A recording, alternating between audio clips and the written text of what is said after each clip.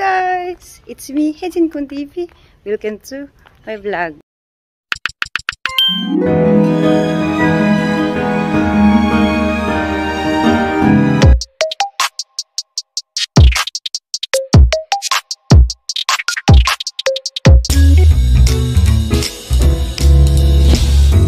For this vlog today guys, ngayon ay linggo.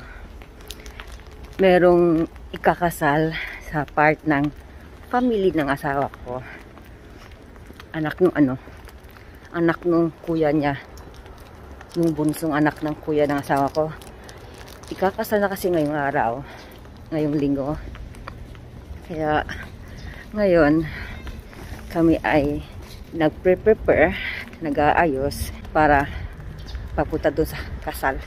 Ako ngayon guys, pupunta ako ng parlor kasi magpapaayos ako ng aking buhok.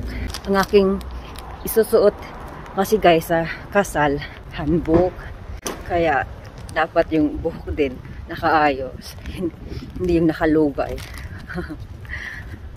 Ang oras ng kasal ay 1 PM. So ngayon 10 PM. Oo.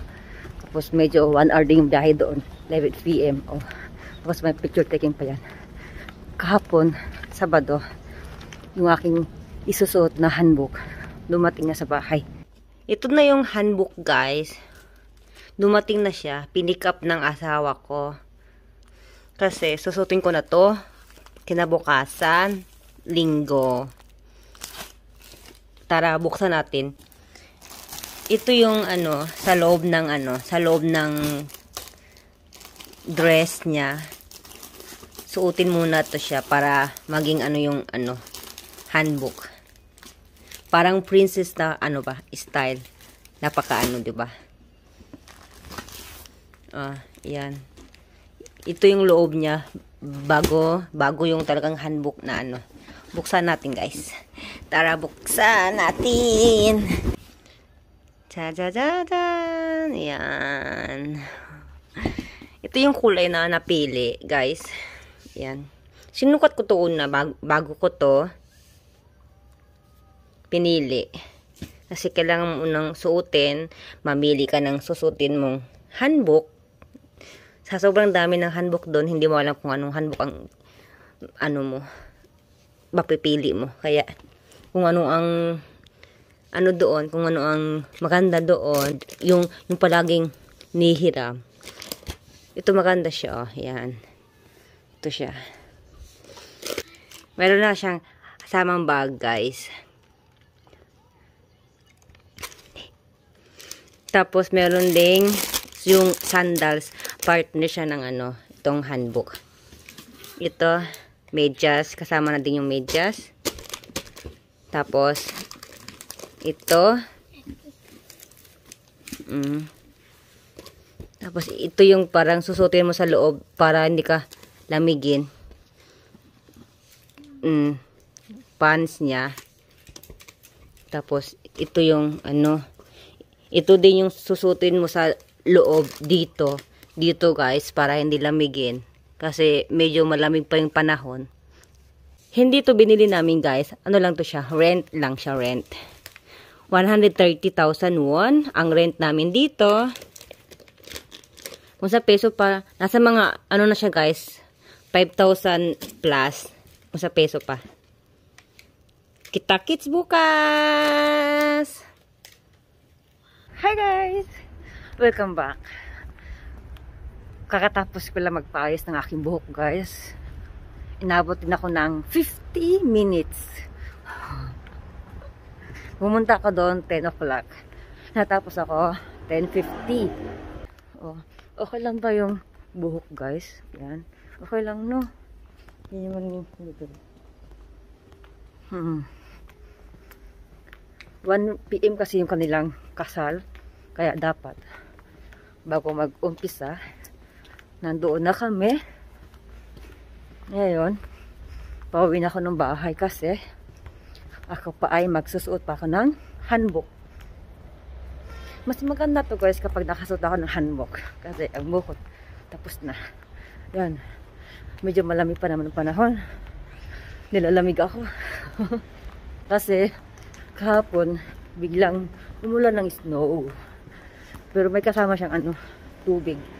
Kaya yung snow natunaw agad, guys. Hi guys! Yan. Nakasuot ako ng handbook, guys. Oh. Makata na tingnan, no, di ba? Ayan, oh. Tingnan nyo.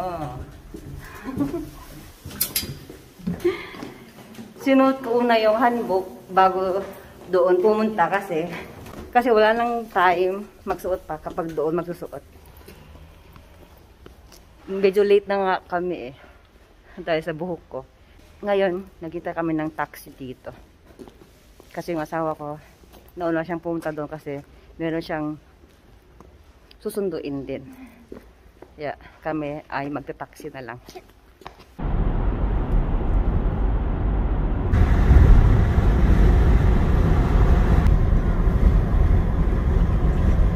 A few moments later.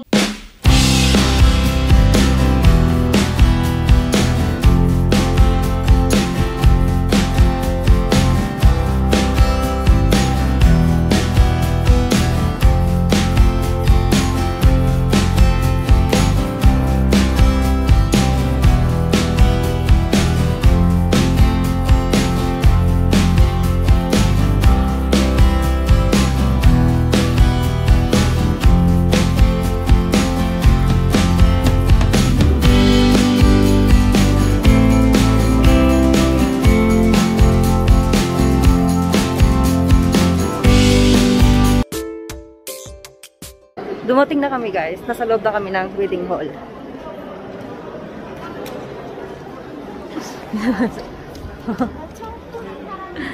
Ito yung ikakasal, guys. Yan. Ang ganda nila sa kagwapo, no? Siya yung anak ng kuya ng asawa ko. Ito yung kanyang magiging asawa. Grabe ang ingay. Hindi pa nag-start, guys. Diyan yung ceremony, pero close pa dyan. Maya-maya pa sila mag-open.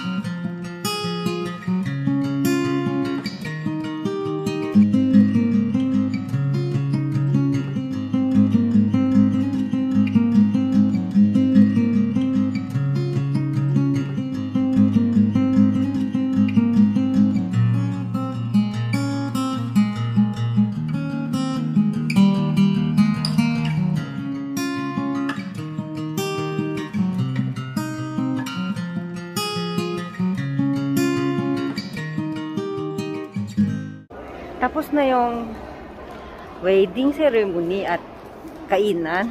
Charot. Kainan talaga. Tapos na yung wedding ceremony. Ang wedding dito sa Korea, style dito, mabilis lang matapos. Siguro wala pang 1 oras, tapos na yung ceremony. Tapos after nun, picture taking. Tapos after ng lahat-lahat, kainan. Kaya ngayon, tapos na kami kumain. Yan. Pauwi na kami. Thank you for watching guys. See you in my next vlog. Bye-bye.